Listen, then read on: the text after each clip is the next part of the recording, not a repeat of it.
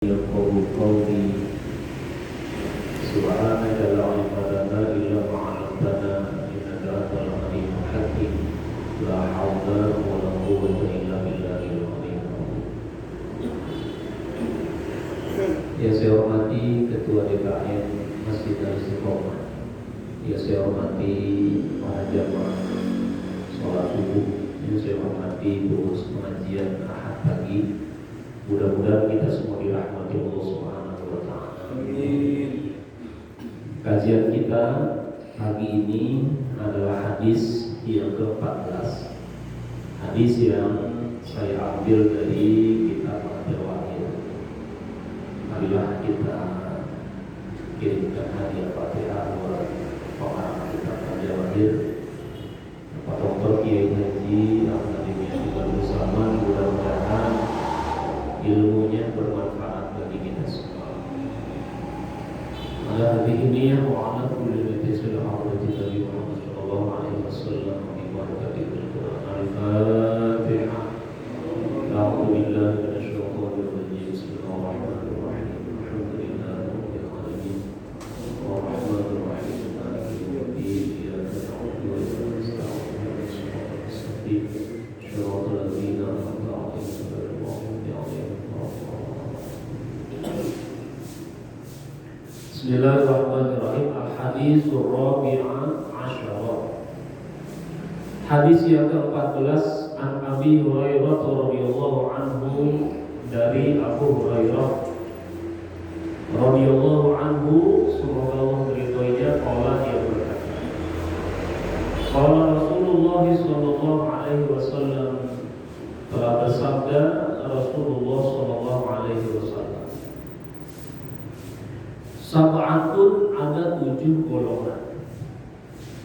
Hadis ini sudah akrab di telinga kita, sudah seringlah kita dengar dari para khotib, para penceramah.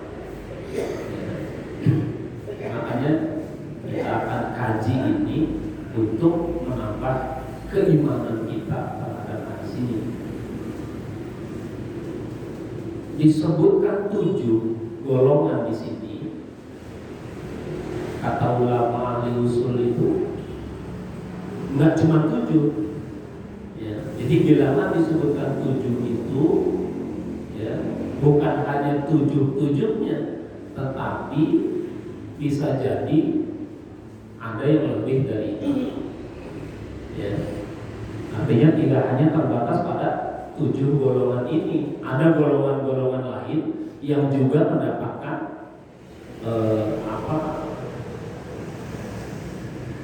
manfaat atau mendapatkan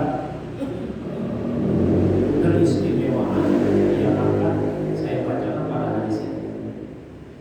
Ya. Sab'atun, ada 7 golongan manusia. Manusia ini manusia muslim, tidak hanya tidak manusia umum, tetapi manusianya manusia yang beriman kepada Allah. Jadi ketika nanti saya bahas atau kita kaji 7 golongan ini, adalah 7 golongan yang beriman kepada Allah. Sab'atun, ada 7 golongan, yuzilluhumullahu, yang Allah naungi mereka. Zilun itu artinya naungan ya, makanya alat menaungi itu bahasa Arabnya mizollatun. Mizollat itu artinya payung. Jadi payung itu bahasa Arabnya mizollah, alat untuk menaungi kita dari panas dan hujan ya. Ada 7 golongan manusia yang Allah lindungi mereka fi zillihi, dalam naungannya, yauma la zilla illa zilluh, pada hari nanti tidak ada perlindungan selain perlindungan Allah. Jadi hadirin sekalian, kita itu nanti, kita semua itu dikumpulkan di padang mahsyar. hufatan uratan hurla. Kita dikumpulkan di padang mahsyar ini dalam keadaan hufatan, bertelanjang kaki, uratan, telanjang badan, nggak pakai sepatu, nggak pakai sendal, nggak pakai baju. Ya. Kumpul tuh semuanya, kita nanti semua. Yang laki, yang perempuan, yang dari dulu meninggalnya, yang baru meninggal, itu dikumpulin jadi satu. Yang usianya disamakan semua. Ya, nggak ada orang tua, nggak ada, anak-anak nggak ada, kumpul semua jadi satu. Padang mahsyar. Jadi ketika kita kumpul di padang mahsyar itu, matahari oleh Allah Subhanahu wa taala, dalam hadis Nabi sebutkan tudna syams. Matahari itu diturunkan oleh Allah Subhanahu wa taala, diturunkan. Oleh ilmuwan kan ukur jaraknya sekarang dan matahari, jarak bumi dengan matahari itu seberapa? Sekitar 147 juta kilometer. Ini sekarang ya. Jadi jauh. Panas gak? Panas. 147 juta kilometer aja udah panas. Nanti itu di hari kiamat di padang mahsyar diturunin matahari hanya 1 mil di atas kepala kita. Kalau orang tua kita dulu bilangnya sejengkal, benar nggak? Ya. Orang tua kita dulu hanya begitu. Ntar matahari sejengkal di atas kepala kita. Sejengkalnya itu berapa? Tadi riwayatnya menyebutkan 1 mil. 1 mil itu berapa kira-kira? Berapa? 1.600 km atau 1,6 km. Jadi dekat. Ketika matahari itu tudna diturunkan oleh Allah Subhanahu wa taala, manusia pada saat itu tergantung amal perbuatannya. Ada yang saking panasnya itu keringetnya sampai mata kaki. Ada yang keringetnya sampai lutut. Ada yang keringetnya sampai pinggang. Ada yang keringetnya sampai leher, bahkan menutupi badannya. Itu. Makanya dulu pernah saya sampaikan, misalnya kita sedekah yang paling utama itu kata Nabi kan sedekah air. Ya. Misalnya kita di rumah kita sekarang kita siapin apa itu air buat cuci tangan. Kalau orang dulu kan airnya dikendi. Jadi kalau perjalanan jauh itu orang mampir numpang minum. Karena kita cuci kaki, cuci tangan, itu sedekah air. Ada orang yang masuk neraka gara-gara kagak ngasih air. Jadi hal yang sepele saja dia nggak kasih, gara-gara nggak ngasih air. Maka disebutnya wayam nauna ma'un.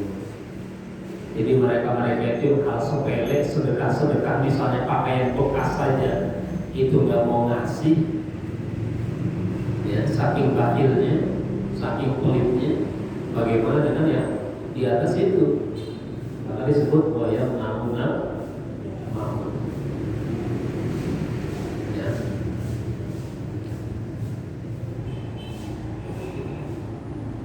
Nah, mereka yang 7 golongan ini, ketika matahari didekatkan oleh Allah Subhanahu wa taala, itu tidak merasakan kepanasan. Enggak keringetan, enggak sampai lutut, ya enggak sampai mata kaki, enggak sampai lutut, enggak sampai pinggang, enggak sampai leher. 7 golongan ini kata Nabi selamat dari terik panasnya matahari yang jaraknya cuma 1,6 km. Ya, mudah-mudahan kita masuk dalam salah satu 7 golongan ini. Ya, kita lihat nanti. Yang pertama, imamun adilun, pemimpin yang adil. Kata ulama ahli hadis yang disebut dengan imam di sini adalah yang pertama, kepala negara atau presiden, penentu kebijakan di satu negara, namanya imam di sini. Yang kedua, hakim, pemutus perkara. Ya. Kalau presidennya adil, kalau hakimnya adil, maka nanti ketika orang lain kepanasan, dia nggak kepanasan. Ya. Ada yang nanya RT masuk nggak Ustaz RT? Imam adil kan? RT, RW, gitu. Ya kalau ulama ahli hadis tadi bilangnya begitu. Kalau nggak presiden, hakim, memutus perkara dengan adil. Kalau presidennya memutuskan satu hal berdasarkan rasa keadilan rakyatnya, maka saat kita semua kepanasan, dia sendiri nggak kepanasan. Maka kita lihat Pak, nanti di padang masyar itu presiden kita kepanasan nggak? Itu ya, bukan cuma presiden kita, tapi seluruh dunia. Kita lihat aja kan. Ya. Kalau dia memutuskan satu hal secara adil, kalau dia seorang hakim memutuskan satu peristiwa, satu perkara dengan adil, maka dia masuk kategori ini. Yang hak dia bilang hak, yang batil dia bilang batil. Namanya adil, keputusannya adil. Adil itu apa sih? Adil itu menenteramkan orang-orang yang ada di bawahnya. Bayangin kalau rakyatnya sudah merasa tidak diperlakukan secara adil, kan kita bisa juga bisa merasakannya adil nggak sih? Itu. Nah, sekarang kita bisa lihat itu. Dulu saya baca buku-buku sejarah yang ada gambar orang antri minyak. Tahun berapa itu Pak Ustaz? 60. Ya. Minyak kelapa itu antri. Saya pikir cuma terjadi pada zaman itu. Ternyata sekarang 2000 berapa itu? 2022 ada orang yang antri minyak. Padahal Indonesia Pak, itu pengekspor minyak terbesar ketiga di dunia. Bagaimana mungkin negara pengekspor minyak itu rakyatnya ngantri minyak? Kan nggak masuk akal sih. Ya, dalam bahasa Indonesia dikatakan tikus mati di lubuk padi, tapi dia mati di situ. Ya. Kalau dia adil, maka nanti dia nggak keringetan. Ya, imam yang adil, hakim yang adil, imam yang adil tidak akan merasakan panas. Ya. Jadi sekarang biarin aja, tinggal kita lihatin aja nanti. Ya. Tapi alhamdulillah Pak, presiden kita ini 74% rakyat puas. Baca nggak surveinya? Baca nggak? Saya nggak tahu jamaah istiqomah di survei apa. 74% rakyat puas kepemimpinan presiden kita. Itu survei Pak, muncul kemarin di LC itu muncul, ya, muncul. Bahkan ada yang pengen 3 periode. Udah ditanya tuh sama ketua partai Golkar, tanya kan, tukang cendol atau tukang apa itu? Tanya gimana presiden puas. Bahkan kalau bisa 3 periode, kalau bisa nggak usah diganti-ganti. Ya. Nah itu, ya. Jadi survei kepuasan, alhamdulillah 74%. Jadi tinggi Pak, nilai 74% itu tinggi. Ya. Tapi saya nggak tahu masih di istiqomah ini jamaahnya disurvei apa nggak, saya juga nggak tahu. Ya. Ada yang pernah survei nggak? Survei itu hanya gitu. Itu satu ya, imam yang adil. Nah yang nomor satu ini khusus laki-laki, imamun adil. Karena dalam satu keterangan menyebutkan nggak boleh presiden itu perempuan, nggak boleh hakim itu perempuan, harus laki. Tapi alhamdulillah di Indonesia pernah presiden perempuan, Ibu Megawati kan pernah, itu pernah presiden perempuan. Ya, Indonesia ini lebih demokratis daripada Amerika, benar nggak? Amerika pernah nggak presiden perempuan? Nggak pernah. Katanya negara demokratis. Indonesia pernah presiden perempuan. Itu kadang-kadang politik dunia itu menampilkan rasa adil aja milih-milih. Ya. Waktu Rusia menyerang Ukraina, itu kan semua pemain bola disuruh pakai bendera Ukraina, menolak, semua diputus. Ya. Apa itu? Channel-channel Rusia itu semua diputus. Bahkan FIFA mengeluarkan Rusia dari organisasi. Padahal baru berapa hari di sana itu? 7 hari. Giliran Palestina dicaplok sama Israel itu bertahun-tahun dunia diam aja. Bahkan ketika si pemain bola itu bawa bendera Palestina, ya itu teman-teman yang lainnya udah jauh. Instagramnya dihack, ya dibully di Instagram. Ini dunia juga pilih-pilih. Ya, Badan Hak Asasi Manusia sudah ngomong, tuh lihat tuh Israel mencaplok Palestina, kenapa diem aja dunia? Ya, Presiden Ukraina itu kan Yahudi. Kita pasti setuju nggak usah ada perang, setuju. Tapi tolong perhatikan juga invasi Israel ke Palestina yang bocah-bocah dibunuh-bunuh ini.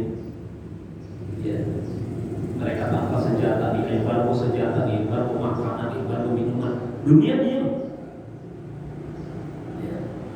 Ini tidak adilnya pemimpin dunia. Ya, alhamdulillah pemerintah Indonesia itu selalu aktif untuk mendamaikan. Gak usah perang, ya.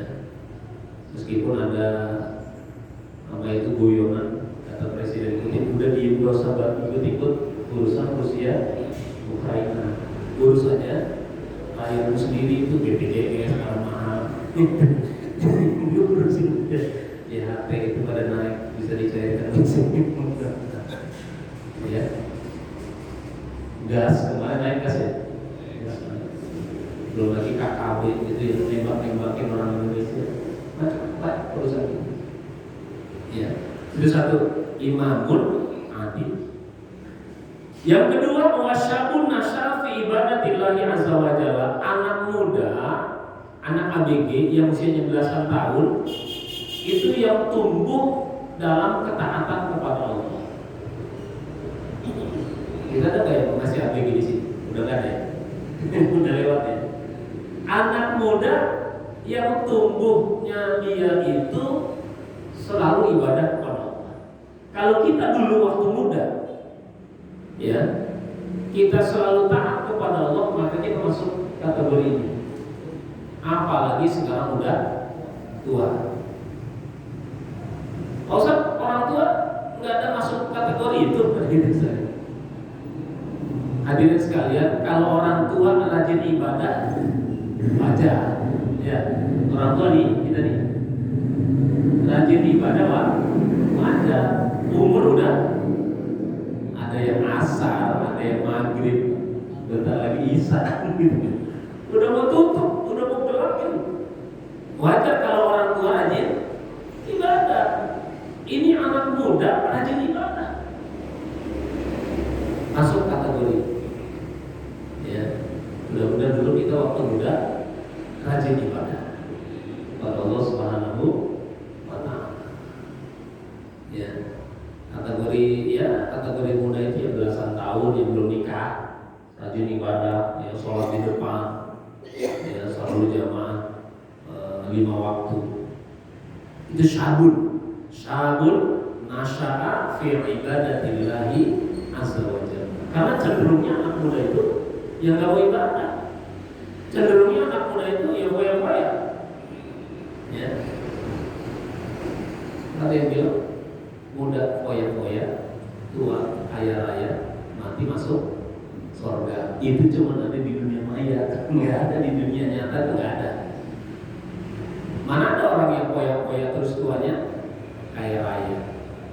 Ada Pak Ustadz, itu yang ditangkap sama polisi kan, yang sebutannya crazy rich, ya, crazy rich, jadi orang gila yang kaya.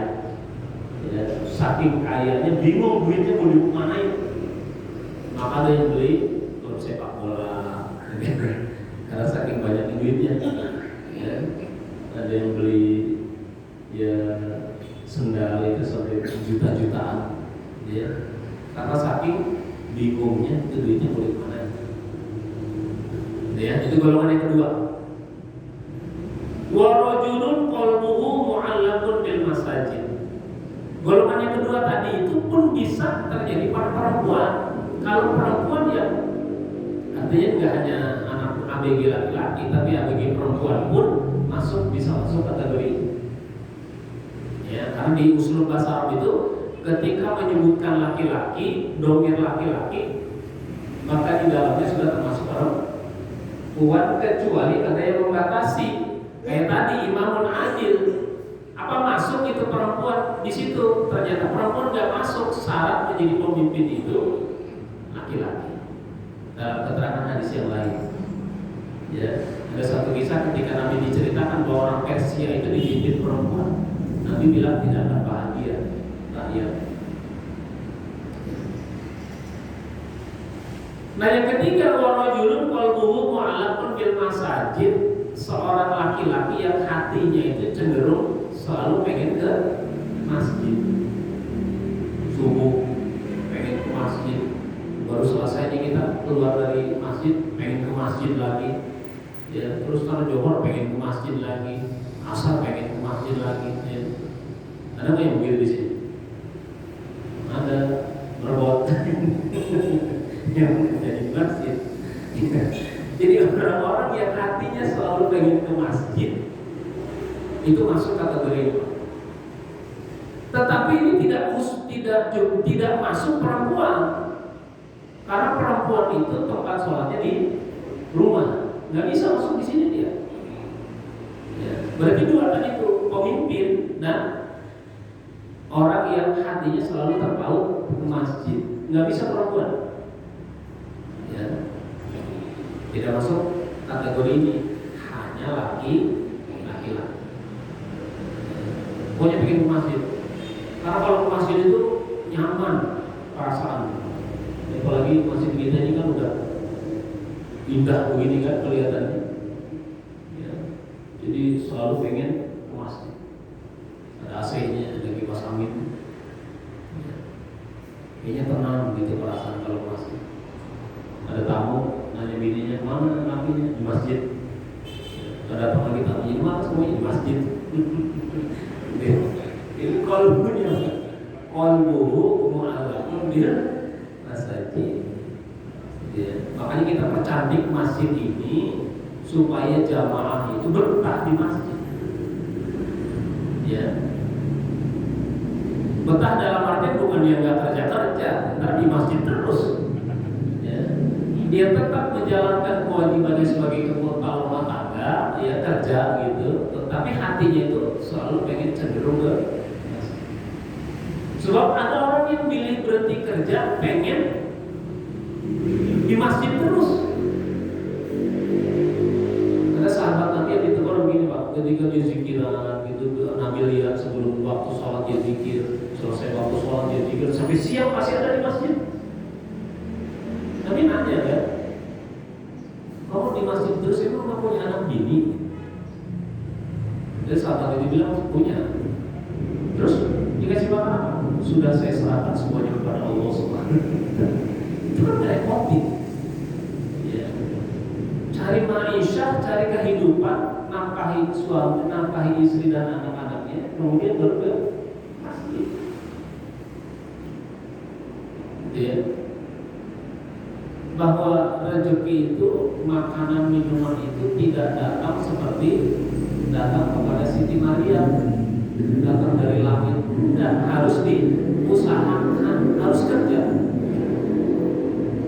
Itu.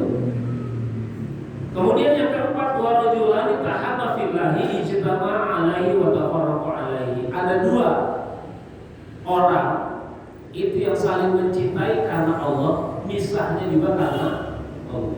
Pertemuan kita ini yang setiap Ahad pagi, mudah-mudahan pertemuan yang karena Allah. Kita sama-sama di sini karena Allah. Dan kita bisa juga karena Allah. Yang dari masjid terus pagi, siang, sore, malam di masjid. Dan kita bisa karena Allah.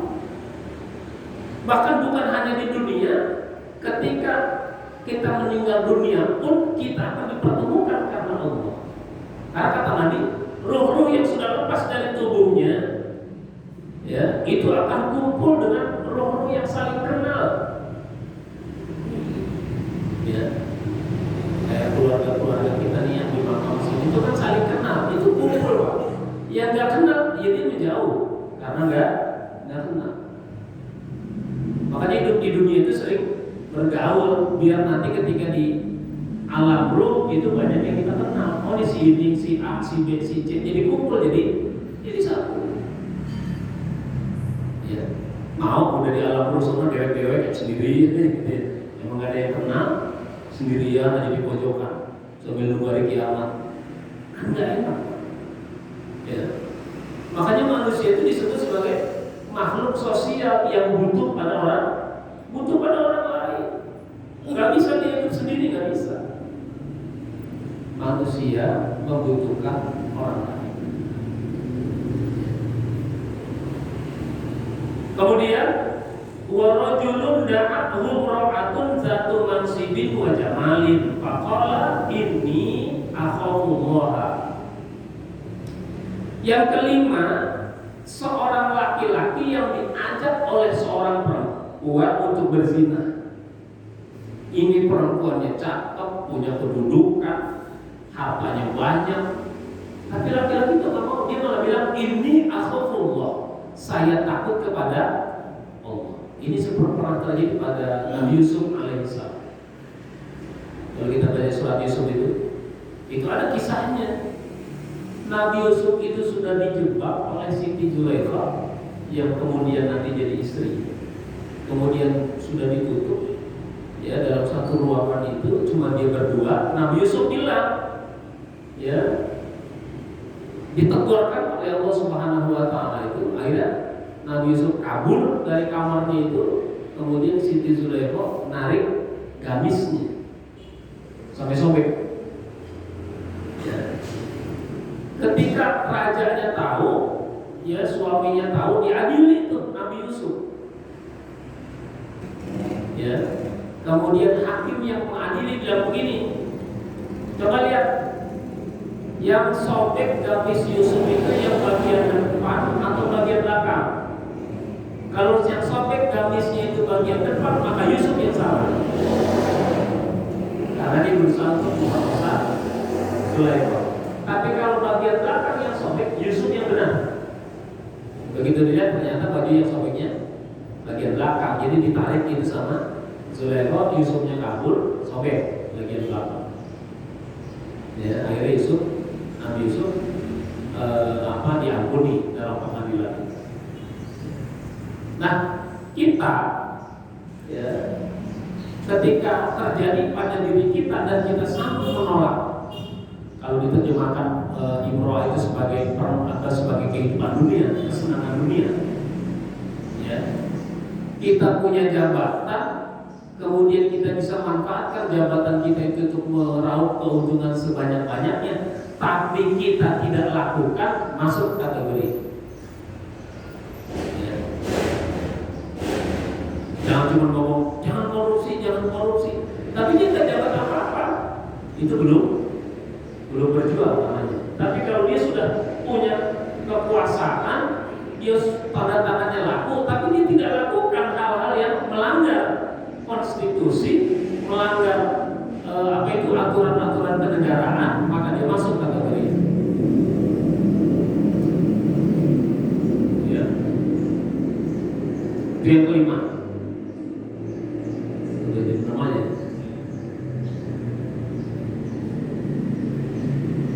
Kemudian yang keenam, wa rajulun tasaddaqa bi shadaqatin fa akhfaha hatta la ta'lama shimaluhu ma tunfiqu yaminuhu.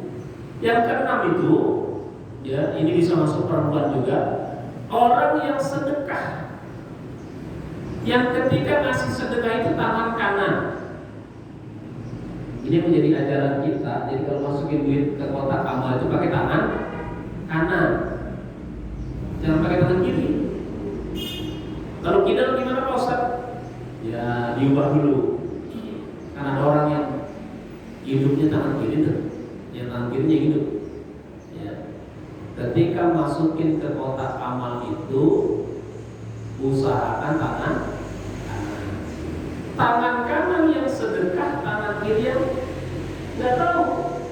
Ini satu ibarat bahwa sedekah itu yang paling utama adalah secara sembunyi-sembunyi. Dalam surat Al-Baqarah itu disebutkan, kalau kamu sedekah dengan cara ditampakkan itu baik. Tetapi kalau kamu sedekah dengan cara sembunyi-sembunyi, kamu berikan itu pada fakir miskin, bahasa Arab itu khairun, lebih baik. Jadi orang lain nggak tahu. Ya. Tetapi ada hadis Nabi yang bilang ketika satu lingkungan itu kudu diberikan motivasi sedekah, maka umumkan sedekahnya. Misalnya satu kampung terkenal sebagai kampung pelit. Ya, ada nggak di Mampang ini kampung pelit? Ada ya. Jadi kalau ada yang minta sumbangan, maaf, ya. Sampai itu kalau minta itu kenal. Itu bahwa kampung itu juga kampung pelit, nggak ada yang ngasih. Ya. Ketika satu kampung itu ada kampung pelit, butuh motivasi untuk sedekah, maka itu boleh diumumkan untuk memotivasi orang-orang sekitarnya sesuai dengan sababul wurud, sebab turunnya hadis, sebab diriwayatkan hadis, man sanna fil islami sunnatan hasanatan. Siapa yang bikin kebiasaan dalam Islam itu kebiasaan yang baik, ya, jadi sababul wurud hadis itu adalah ketika sedekah diumumkan, biar memancing yang lain juga ikut sedekah. Tetapi yang paling utama, tangan kanan ngasih, tangan kiri enggak ada. Ya. Jadi kalau di masjid repot Pak, ya Pak DKM ya. Kalau ngasih sumbangan nggak diumumin, repot. Itu duit gua nyampe nggak begitu tadi ngasih sumbangan. Maka kudu diumumin, biar tidak terjadi fitnah. Alhamdulillah kita mendapat sumbangan dari A, ya dari bulan bin bulan, ya pahalanya buat bulan bin sebutkan, karena memang itu titipan dari orang untuk dibacakan suratul Fatihah, untuk dibacakan doa. Ya. Jangan ketika kita mengkaji hadis ini, terus tahu-tahu DKM udah mau ngumumin kemarin hadisnya terus sedekah perlu diungkap ya. Ntar ada yang mau ngasih lagi, ya, gitu. Boleh ditampakkan dengan syarat tidak boleh ria, nggak boleh ria. Pengen dipuji itu makanya harus dibuang sifat-sifat itu. Ya. Terakhir, wa rajulun zakarallaha ta'ala khaliyan fafadat 'ainahu. Yang ketujuh, seorang laki-laki atau perempuan yang berzikir pada malam hari khalian. Di sini ada kalimat khaliannya. Khalian itu maknanya di waktu sepi. Misalnya tahajud malam-malam sendirian di rumah, ya. Fafadat ainahu, mata airnya itu mengalir, air matanya itu mengalir, nangis. Kata Nabi ada dua, ya, air mata yang menyebabkan pemiliknya tidak tersentuh api neraka. Satu, air mata orang yang ketika bangun malam tahajud dan mengingat dosa-dosanya. Kemudian yang kedua, air mata ya yang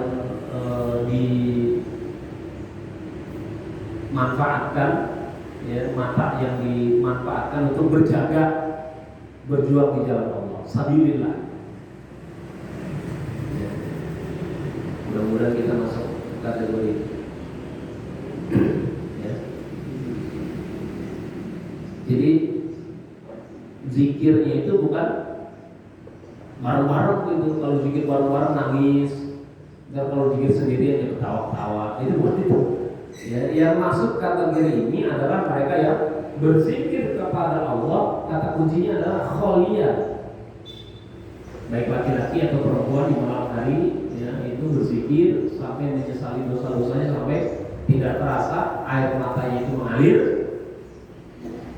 Ya, maka dia masuk kategori yang 7. Rawahul Bukhari wa Muslim. Hadis riwayat Imam Bukhari dan Muslim.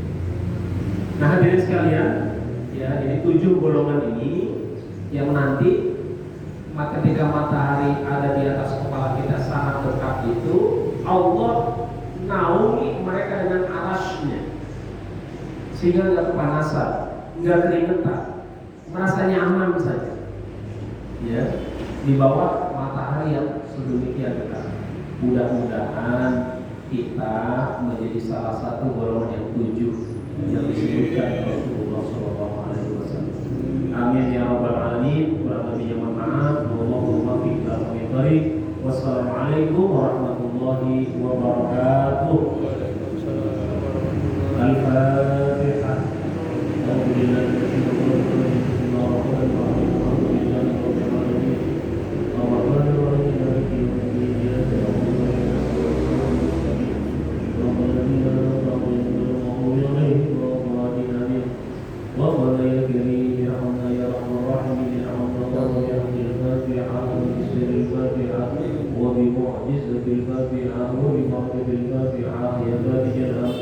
Ya kashif al-gham ya bani abdi ya ghafir wa yarham Allah maghfir li ummati sayyidina Muhammad wa ummati sayyidina Muhammad wa ummati sayyidina Muhammad wa ummati sayyidina Muhammad.